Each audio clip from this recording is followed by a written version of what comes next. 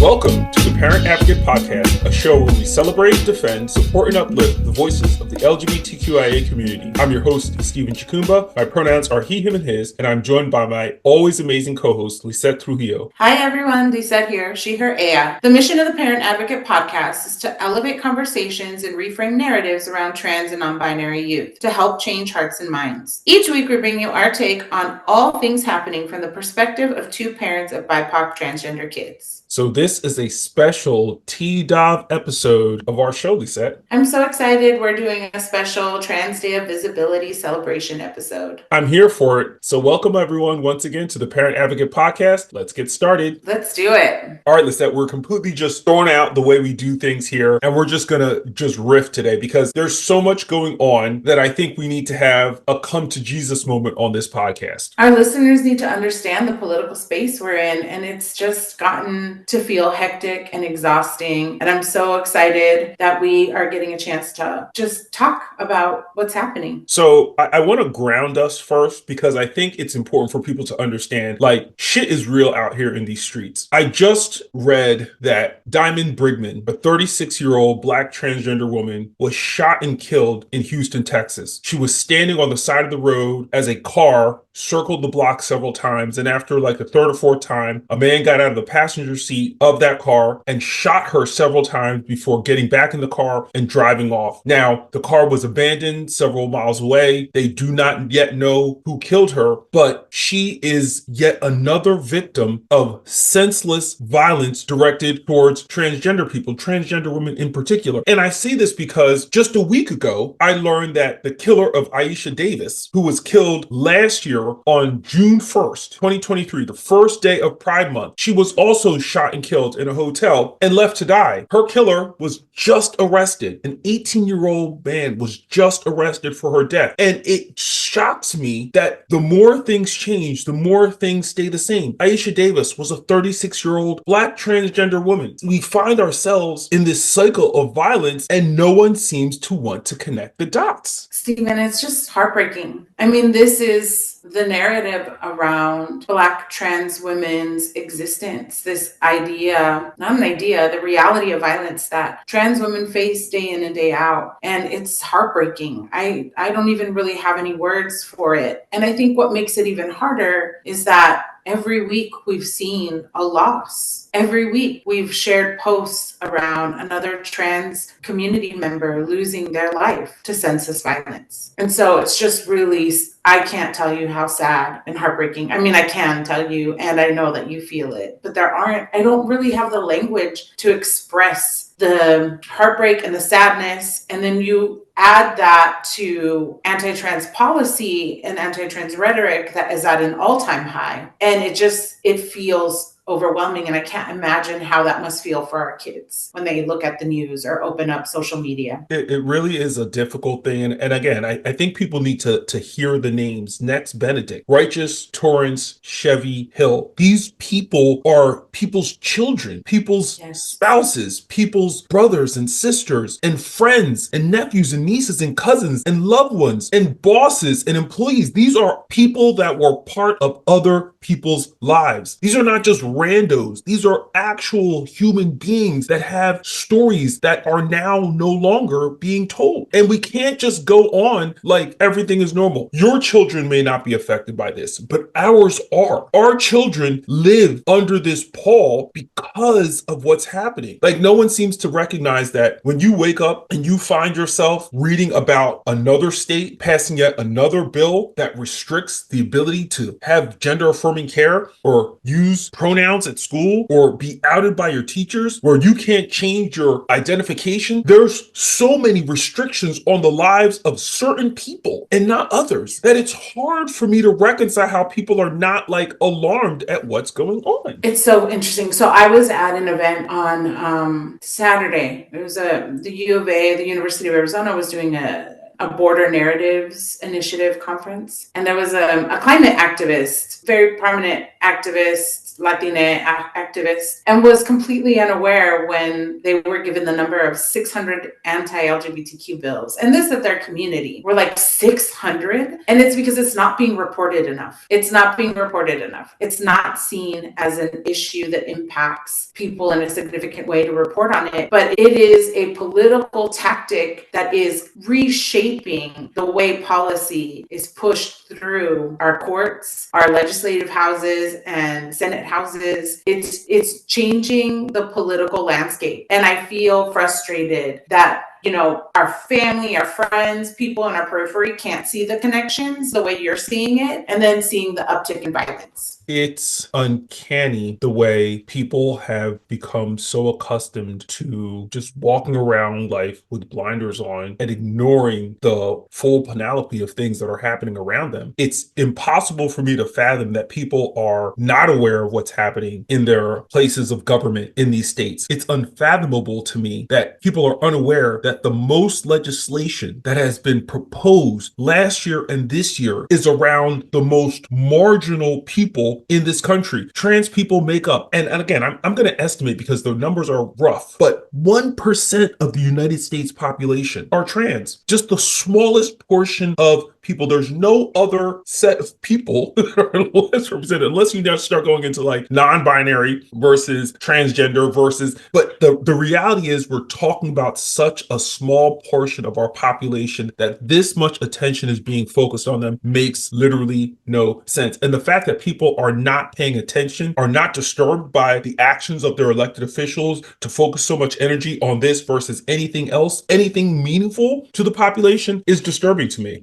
I mean, I get upset because people know more about what's happening on Vanderpump Rules than they do in their own political spheres, which is like really frustrating. It impacts you day in and day out, and it impacts the people around us. And so, yes, everything you're saying, 1000%. And that actually brings me to kind of the reason that we decided to kind of change things up and talk just really frankly to our listeners is because we did not choose this path. We didn't decide one day we're going to do a podcast and we're going to talk about issues affecting transgender people because we're the parents of transgender people. We have found ourselves in the unenviable position of having to be out in the forefront to specifically ensure that our children can lead happy, healthy, and productive lives. And more importantly, and I think we really need to dig into this, as a Black man, as a Latina woman, having to talk about our lives, it's because there are not people like us doing what we're doing. When I first found out that my child was transgender, I couldn't find another person of color, another Black family that was going through what we were going through. I felt like an absolute island, and I promised myself that I would not allow another Black family to be in my position. And so I said, I'm going to be visible. I'm going to be vocal, obviously with my child's permission, because again, it's not my life. It's his life that we're talking about. But if there's a chance that I can at least provide some guidance and support for one other family, then we've done a good thing. And I'm sure your reason is somewhat similar. I mean, yeah, it was very much similar. I had a friend tell me that not to tell anyone because I was the only one in our state. And I was like, is that real? Am I really the only one in the state? And what kind of advice is that? You know what I mean? Like, I don't know. I was like, what's going on?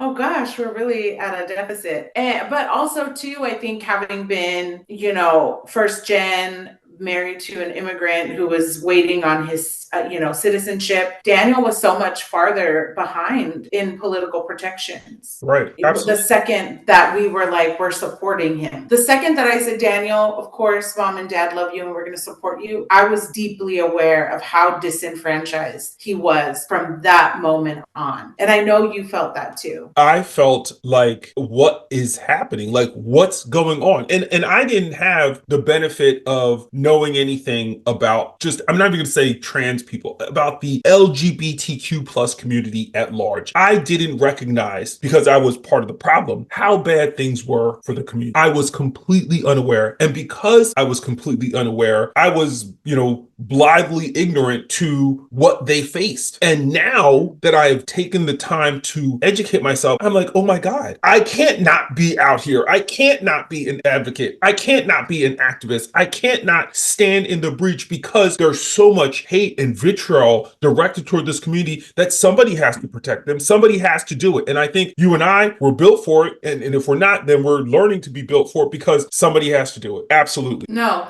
you're completely right. It felt like irresponsible to let Daniel face the world alone. You know? Like, no, I'm gonna figure out the school. I'm gonna figure out a doctor. I'm gonna figure these things out for you because you're an 8-year-old who needs the love and support of your parents. And now that he's 16 and, more self-reliant, I still feel like it's inappropriate for me to step away in this moment. We need families, we need allies, we need neighbors, we need everyone to stand up in this moment and help us try to stop this like evil political wind that's flying in our direction, And it's not just about our trans kids. Like, how is it that we're at the peak of anti-immigrant rhetoric in this moment, that we're seeing DEIA, programs slashed across the country? Like, it is all connected. It's all connected. It's all intentional. It is all part of a master plan by white nationalists. The tentacles of white supremacy reach deep into the consciousness of this country. And people are all like, oh, you see conspiracies everywhere. No, we actually have the receipts. And we have been doing the work. I laugh oftentimes when, people come into my comment section on TikTok to say something ignorant and stupid. Like, oh, you need to watch the trans train, this documentary in Sweden, and see all the things that they're doing and all these people who transitioned 10 years and all the damage that hormone therapies are being doing. And, you don't understand that it's big pharma that's okay, let's talk about that because I actually will do the research and I will look stuff up and I will be able to look stuff up and come back and have a conversation with you where you're not going to. But it's like, okay, if big pharma was in fact looking to make money off of hormone therapies, then they wouldn't be focused on testosterone and estradiol. They would be focused on Botox. They'd be focused on the things that actually make them money, okay? Because Botox last year made the pharmaceutical industry like $2.4 billion.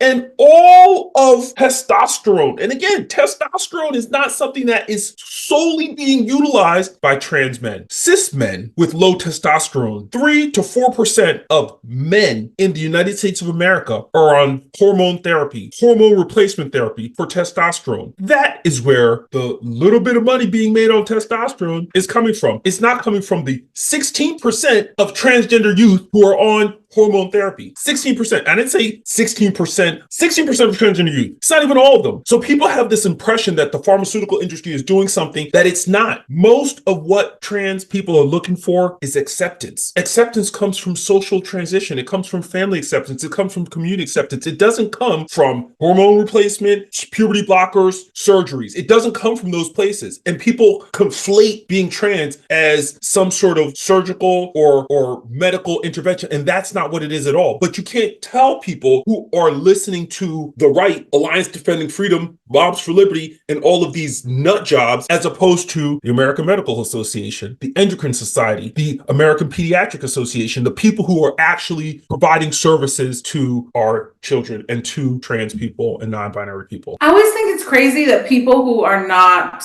connected to someone care so fucking much. You know what I mean? Like, yeah, why do you care about other people's access to care in their bodies? Like, what does it do to you? How is it that you're up at night worried about it?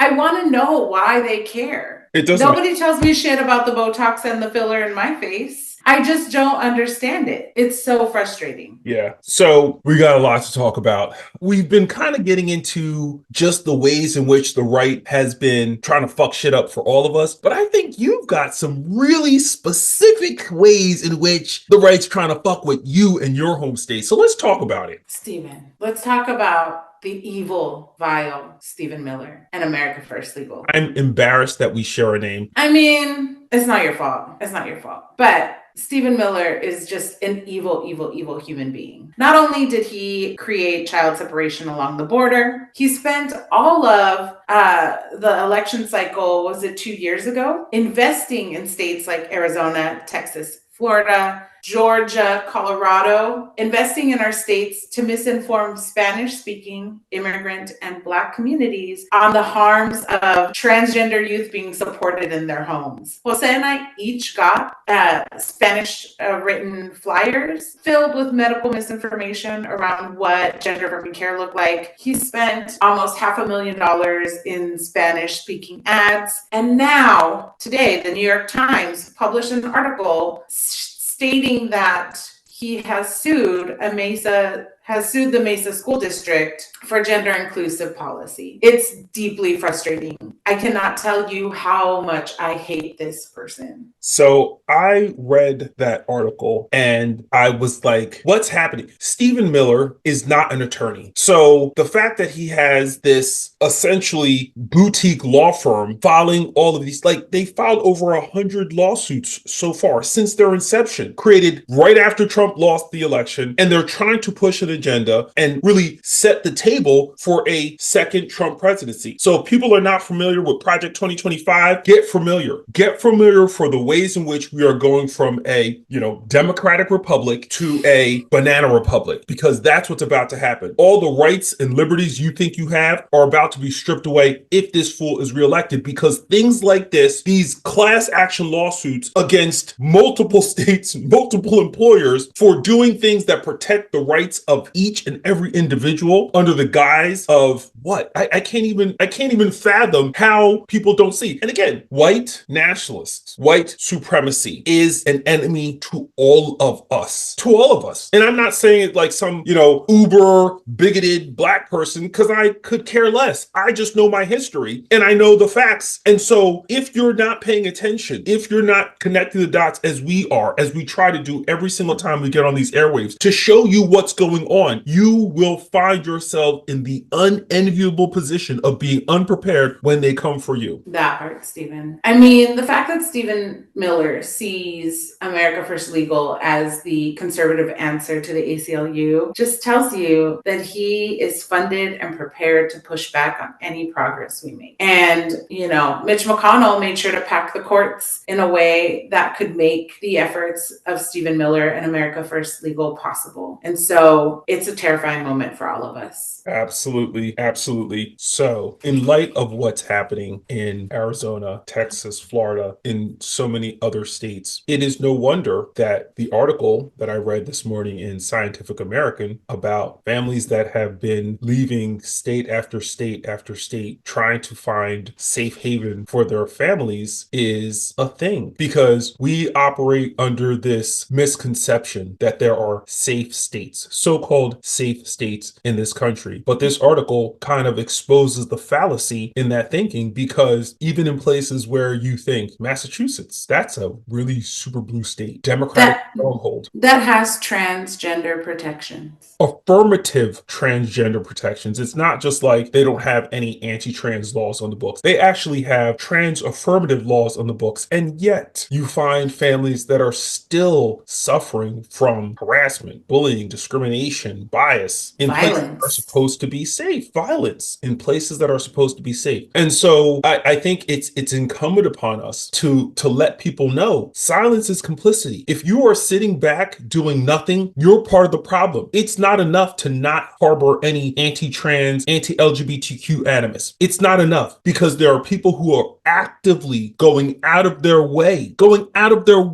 to harm members of the LGBTQ plus community. We just talked about it on our last episode about a man that was shot and killed in a dog park because he was gay. And his killer was like, "You filth, I'm gonna kill you." Like, people aren't always gonna be that explicit, but when they are, so that people know what we're talking about. The article is called "Families Find Ways to Protect Their LGBTQ Kids." And it's about the hostility towards children, LGBTQ plus children in particular, that has been essentially enshrined in all of these new bills that are really affecting the quality of life and the mental health of children and their families. We are not talking about some esoteric harm. We are talking about direct harm. Next Benedict was the victim of direct harm directly related to policies that were enshrined in law in Oklahoma because of the bathroom bill. This child, who was formerly not having problems in the bathroom, was forced to use the girls' bathroom, where they were then being harassed, bullied, and ultimately beaten. And whether you agree with the autopsy report or not, there is a direct connection between the bullying, harassment, and beating and their loss of life, period. Doesn't matter how you slice it. And this story of Next Benedict is a story that will be, unfortunately, the end for other children, because people have taken license to take matters into their own hands and exact whatever form of violence they feel is warranted. And that's a fact. This Scientific American article talks about the real violence that children are suffering. If Next Benedict wasn't enough, then how about Diamond Brigman? How about Torrance Hill? How about Aisha Davis? How about any of the number of transgender or non-binary people who have been the victims of violence because of this rhetoric? Their house was shot up in Massachusetts because they were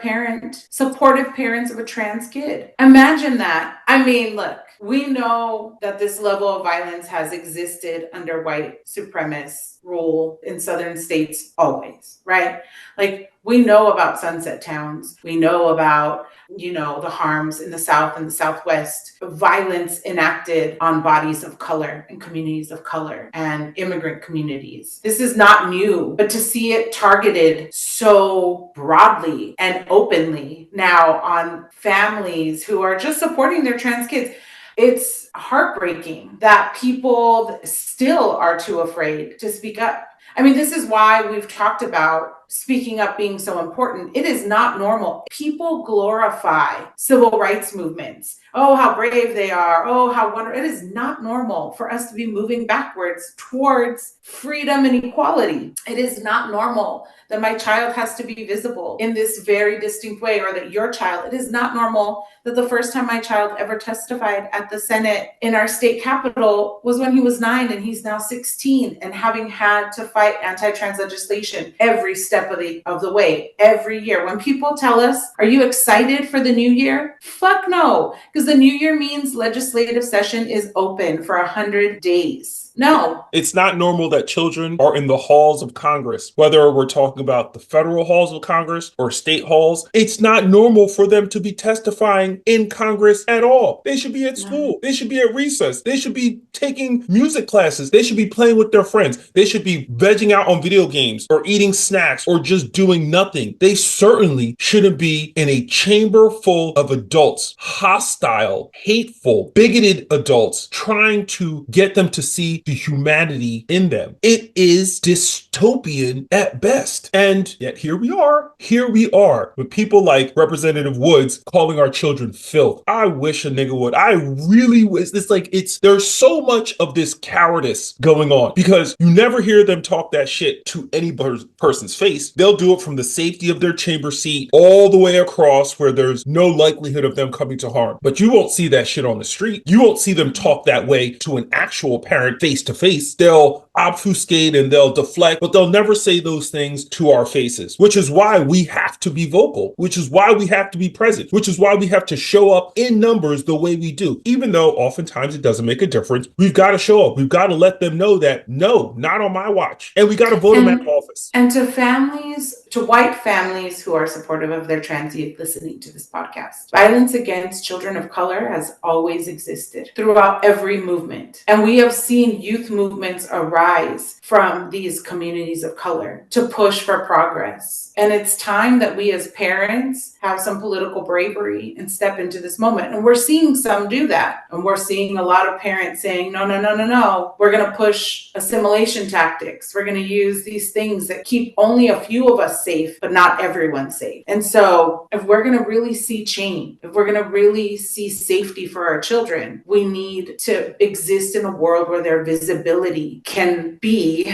acceptable, right? Where their visibility is not a worry if they're visible that they're going to be inflicted with violence, right? This is why we celebrate Trans Day of Visibility. It means that trans people are existent and present and alive in their spaces and in their communities and with their families. I can't even say this correctly, and I'm probably gonna like in my mind be like, I should have said it differently, but I'm so frustrated by this moment, and I worry every day about Hobbs and Daniel and all of the kids in our sphere. And I think about how violence, while for some people may seem unfathomable, for our people it's not new and a reality, and it's terrifying. It really is. It's bothersome to me that folks don't see it. It's bothersome to me that, folks will argue about things they have little to no actual knowledge about, little to no lived experience with. And I don't understand how you can argue about something that you're completely ignorant on. We talk about this all the time. Your opinions are not fact. And as strongly as you hold an opinion doesn't change the fact that you don't know what you're talking about. And when you're talking to somebody with lived experience who's actually going through the things that you are ideating on, that your thoughts and opinions don't matter. They're not significant. They're meaningless. And so stop. Just stop while you're behind, because you're not doing yourself any good and you're doing the LGBTQ plus community an absolute disservice. An absolute disservice. There's just right and wrong. And in this moment, hatred. In all moments, what am I saying in this moment? There's just right and wrong. If you hate people, if you hate a specific type of people, that's a bias. That's discriminatory. That's just wrong. And the fact that people keep arguing about it and keep saying, no, it's everyone's entitled to their opinion. No, I'm tired of that shit. I'm tired of people thinking an opinion is I don't like skinny jeans. That's an opinion. It's not demonizing a whole population of people. And I think that people don't recognize the ways in which their stated opinion ends up doing harm. I don't think they recognize, especially when we're talking about people with platforms. I've done TikToks about Carlos Santana and Neo and Young Jock and all of these people who have platforms that say things that are transphobic. Like, yeah, you call yourself an ally of the LGBTQ plus community, but that doesn't make it so. An ally doesn't self-proclaim. And so just because you say you're an ally doesn't mean you're an ally. And then when you say things that belie your allyship, that's the truth. Like, I don't judge you by things you say, I judge you by things you do. And if you do things that are transphobic, you are doing things that are transphobic. And if you double and triple down on your transphobia, then you're not an ally. And the problem is that people take these public figures and the things they say to heart, and they give them far more credence and credibility than they should. I'm sorry, Neo, for all the children he has, doesn't have one that identifies as a member of the LGBTQ plus community. And so his opinion as to what he would or wouldn't do if his child did or didn't is meaningless, because none of them have. And they probably never will, considering they know the stance that their father has about members of the community. So I don't care what Neo thinks about this and whether my parenting is good, because he hasn't walked a centimeter in my shoes. So he can fuck all the way off. And every single person who aligns themselves with the Neo or the Young Jucks or the Santanas or any of these other assholes out here co-signing the opinion of some jackass because they're Santana and they can have their own opinion, you can also fuck all the way off. All you are doing is creating more harm for my child, and I am not going to stand for it. I'm just not. Had we been alive in a different time period, we would be treated the same ways in which our children are being politicized in this moment. Absolutely. And we're not that far from that moment. Santana is not that far from where he was an immigrant kid in this country, right? And yet, Neo, Young Jock, you all would have been entering all of the places that you entertain from the back door. You wouldn't have been permitted to sleep in the hotels and the motels and these posh establishments that you're performing in. You wouldn't have been paid the amounts that you're being paid. You would have been a boy, referred to as a boy by people, by children. And yet here you are demonizing, castigating, casting aspersions toward members of marginal communities, even as a member of one. It's insane. The cognitive dissonance that people demonstrate is insane. Yeah. I do want to say, because we went on a mad tangent. We were like, mad at everyone. But we said we was going to have this episode. We need we did. Up to Jesus moments. We said this. But I do think it's really important for our listeners who maybe are new to the journey in supporting their trans youth, who feel afraid by all the things we just said. The one thing that I hold on to every day is when Daniel tells lawmakers, I'm proof that loving and affirming someone works. Absolutely. And it's true. Like, look at Hobbs. He is So, and look, I don't want to push a merit-based, narrative, right? That our kids have to be doing well and high achievers. But our kids are high achievers and they are doing well. And I think that, when I get pushback from other parents or, I think about, even though our children face online bullshit sometimes if we do something very visible, right? The pride and the understanding that they are loved fully and that they are supported and that they have a place to fall if the world feels hard propels them further forward in a way that wouldn't be the case where if we weren't the type of parents that were loving and affirming them. Absolutely. I think this show does one thing if it does nothing else. It shows parents of transgender and gender nonconforming children how to love your children unconditionally, unreservedly, with every sinew in your body, because that's what it takes. And, I have cis children that get the same exact love as my trans child does. Why would it be different? And so why should the world treat my children any differently? They're just children. They're just human beings. They're just people. They're just people. And so the fact that we're having a discussion about how to treat other people based on how they identify, again, is bananas to me. It's bananas to me. Like, what difference does it make? Seriously, what difference does it make? All of these boogeymen that white cishet men have created for all of you to be afraid of. It is the white cishet men that you should be afraid of. When you look at the serial killers, the rapists, the child pornographers, the traffickers, all of the deviants in society, 99.9% of them are white men. Those are the people you should be afraid of, not our children. Like, give me a break. Give me a break. When was the last time a black transgender woman was out here committing serial murders? That doesn't happen. It doesn't happen. There is an attorney, a trans attorney, who has been tracking crimes against children in the United States since February of last year. And of the 7,000 plus crimes against children that have been recorded by law enforcement, 4 or 5 were committed by trans people. The vast majority of them were committed by people in religious orders, either ordained religious people or people that work in the religious industry. Second highest, police officers. Third, politicians. So we're talking about, again, white men, predominantly white men. And so in power, people don't want to look at the facts. They don't want to face facts, but they want to just go with this party line of, oh, it's these trans people, it's these drag queens. Like, I'm sorry, drag queens want to educate your children and show them a good time. That's it. Ain't nobody interested in your kid except for white cishet men. That's who you should be afraid of. So in positions of power, right? Because that is, I think that's what people don't understand. Like, I remember having a conversation with a principal around consent. One of the kids had said something awful, and she was like, I can't talk about this subject. And I was like, this is not about sex. This is about consent. Teaching young children to discern the difference between somebody harming them and having the autonomy and feeling empowered enough to say, please do not touch me, do not hug me, do not push me, whatever it is that little kids are doing to each other, when they're like being rough on the playground. And I think that what is at the core of all sexual violence, of all violent acts that committed against anyone, it is about power, positions of power and authority that want to inflict harm and violence. And I think that when you're demonizing an entire marginalized group that's different from you, you're deflecting from the fact that you chose a power position to be able to harm people and to gatekeep whatever,